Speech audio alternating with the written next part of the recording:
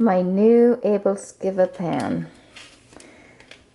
It's 6.5 inches in diameter. Each of these theoretically holds a 2-inch diameter ball, and they are considered to be relatively deep.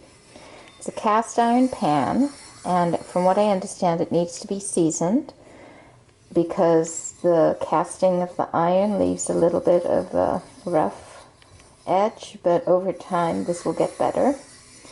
Our first Ebelskivers I don't expect to be perfect because of the seasoning requirements, but I'm going to get started seasoning my pan. We really have grown to love these iron pans, and I could have gotten an aluminum one, but they say they don't last that long, and I prefer to have something that lasts longer. So here I am typing in seasoning cast iron pans. Scrub well in hot soapy water, dry thoroughly. Spread a thin layer of melted shortening or vegetable oil. Place upside down on a middle oven rack at 375. Interesting. Place foil to catch strips and bake 1 hour. Let cook in the oven. How cool is that? I've never heard of that, but let me do that.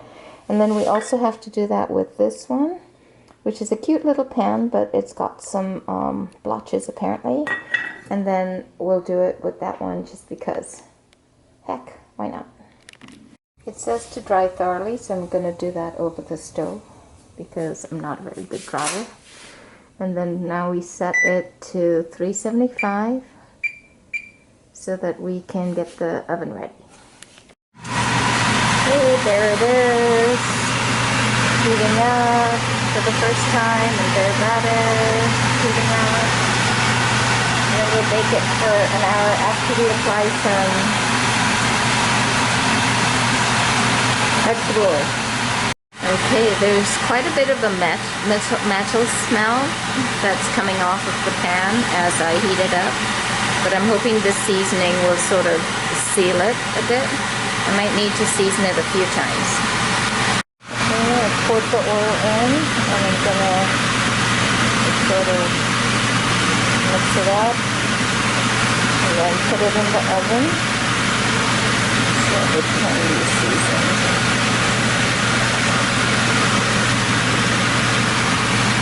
It is in the oven. I gotta wait until 1 hour. Okay, getting ready to try it out. Heating up the pan, and I've made the filling, although it looks a little bit on the heavy side. But we'll try it out and see if it ends up being too heavy. Then I'll add some more milk. But there we go. The recipe, I'll give you the recipe, the link to the recipe, and I might actually repeat it because I've adjusted it just a little bit.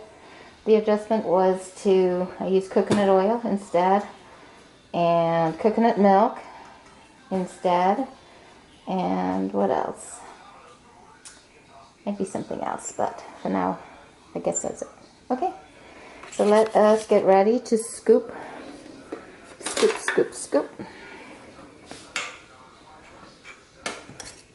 Scoop.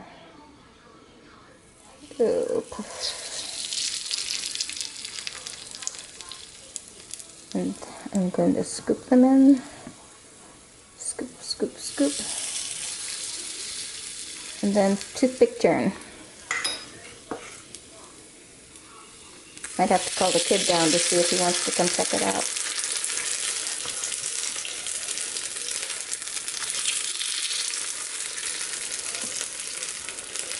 Theoretically, it gets lighter in the middle. And I'm actually thinking I can use this same pan for pulori, because as you might know, pulori is deep fried, and that's a problem if you don't like to deal with all the oil. But here we sort of focus the oil in a small area, a small pan. And so there we go. Alright, now we get our little, we decided to use a little fondue fork, because we thought that this might be better. Okay. We fully expect some sticking to occur because the pan is not fully seasoned yet. But let's see how this goes. Yeah, we might certainly have some sticking occurring. So just doing a little gentle ease from the edge. You know, we might need the toothpick after all. Plus I'm turning down the heat because I think it's a little on the hot side.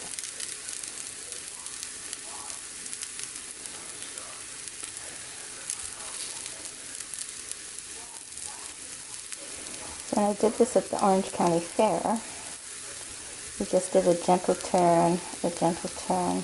But here we have some sticking happening. I'm confident that over time that will go away. Ugh, but yeah, this is not the best first time. Ebelskivers, Ebelskiver, that thing. Let me see if I want to call the kid.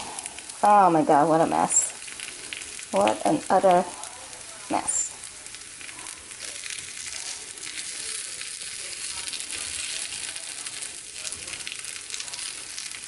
Part of it could be because I'm trying to do it all with one hand. Alright, so not terrible considering that we expected some sticking to occur. Not beautiful, that's for sure.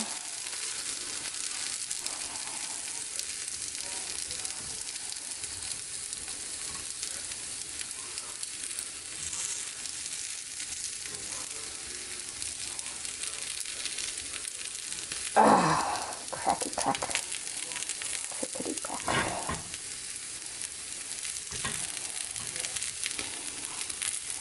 Okay, hang on.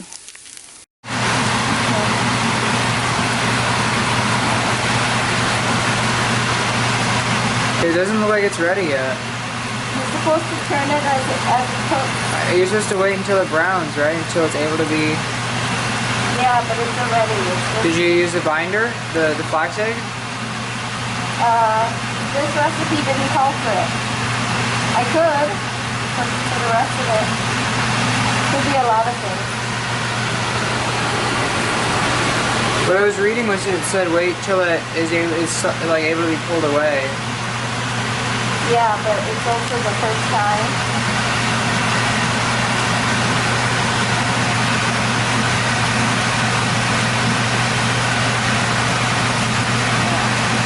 Look it up. Okay. How'd it go when you made it a thing? Oh, it was easy. Why do you think that was? Well, those pots were used a long time. So you think it's just because it's new? Yeah, I think so. I mean, that's what is this? Why would that cause it? Because there's no oil? Right. Because I know. I don't think that's. I think you gotta treat it. Like it's just because we didn't treat it right. It's not because it's new. Well, I think over time. No, because every time you clean it, then it stops. I mean, the problem is it's not holding together. Or no, I don't know. See how it's stuck? Look, it's stuck.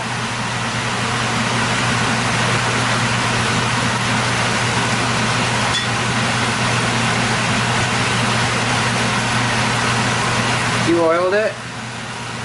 Yeah. Oh, there. There we go. So it was too early. And you're right, it's not round. See how it came up more like a little cupcake? Well, they are round, but not. Yeah, I mean, that one looks extra not round. Yeah. Well, it could be that I tried to get it too early. This person says what they do here in Dane country is melts butter flavored Crisco and fill the well, maybe a third full of grease. Wow. You really need to have a heavy pan with a lip on it. It has a lip. Also a lot of grease. The ladies use hat pins to turn them. Thin knitting needle.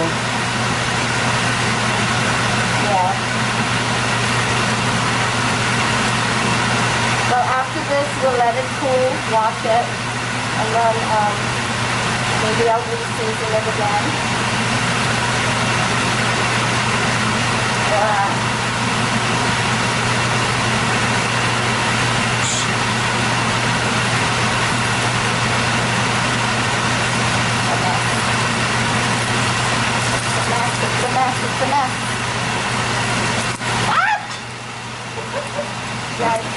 Use your hand. Do you get burnt? Yeah. It's okay. You can turn that off now.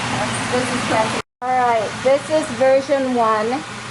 Not perfect, for sure. Not perfect, but I'm gonna put the rest of the stuff in the fridge, and we're gonna take a break, and then we'll try again later.